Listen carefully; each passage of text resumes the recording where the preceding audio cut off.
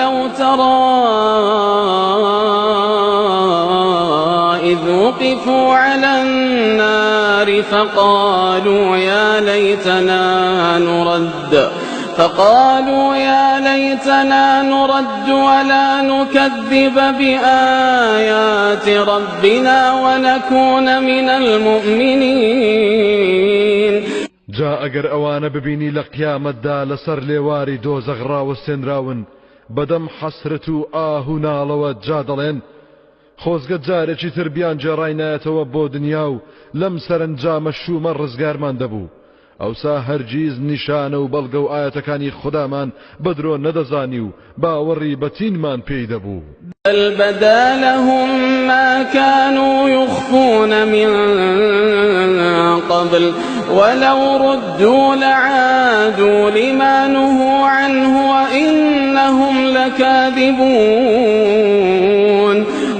نەخێر ڕاز ناکەن و بڕوان ناهێنن بێگومان ئەوە ئاواتێکی ئەستەمە هەموو ئەو کار و کردەوە و پیلانانەی کە پێشتر دەیان شاردەوە ئێستا وا ئاشکرا بووە بۆیان. خۆ ئەگەر بگەڕێنرێنەوە بۆ دنیا ئەوە هەر دەست دەکەنەوە بەو کار و کردەوانەی کە جاران دەیان کرد. بەڕاستی ئەوانە هەر درۆ دەکەن و درۆزنن. قالوا إن هي إلا حياتنا الدنيا وما نحن بمبعوثين. ئەوانە وتیان ژیان هەر ئەم ژیانەی دنیاە و هیچی تر نییە ئێمە زیندوو ناکرێنەوە بۆ لێپرسینەوە.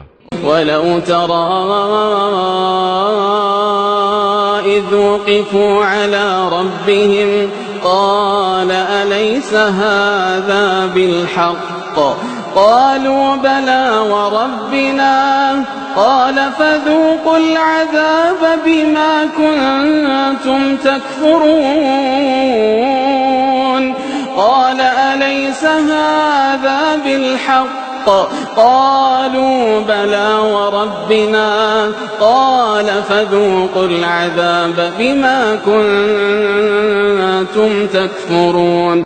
جا ئەگەر کاتێک ئەوانە دەبینیت لە بەردەم دادگای پڕ لە دادی پەروەردگاریاندا وەستێنراون خدای گەورە پێیان دەفەرموێت ئایا ئەمەی کە بۆتان پێش هاتووە و دەیبینن ڕاست و حەقیقەت نییە؟ بە کەساسی و خەجاڵەتیەوە دەڵێن بەڵێ ڕاستە سوێن بە پەروەردگارمان. اینجا خدا دەفەرموێت مادام وایە سزا و تاڵا و بچێژن بەهۆی بێباوەڕی و یاخیبوونتانەوە. قد خسر الذين كذبوا بلقاء الله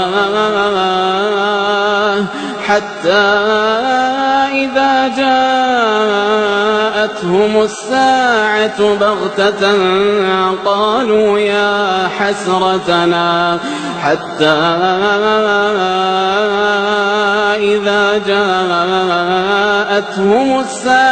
بغتة قالوا يا حسرتنا قالوا يا حسرتنا على ما فرطنا فيها وهم يحملون أوزارهم على ظهورهم ألا ساء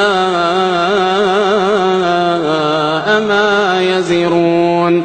ڕاستیەوانەی کە بڕوایان بە ئامادەبوونی بەردەم دادگای خودایی نەبوو زەرەریان کرد و خۆیان دۆڕاند کاتێکیش قیامەت کتوپڕ یەخەیان پێدەگرێت دەڵێن ئاخ و داخ و پەشیمانی بۆ ئەو ڕۆژگارەی بەکەم تەرخەمی و بە بەڕەڵایی و سەرکەشی و تاوان بردمانە سەر لە کاتێکدا ئەوانە هەموو گوناه و تاوانیان داوە بە کۆڵیاندا. ئاگادار بن کە چەندە خراپە کۆڵ و باری وا کە هەڵی دەگرن. وما الحياة الدنيا إلا لعب وله وللدار الآخرة خير للذين يتقون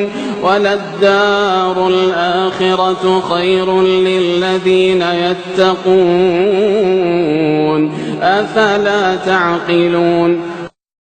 ژیانی دنیا جگە لە یاری و گەمە و گاڵتەیەکی کەم نەبێت هیچی تر نییە.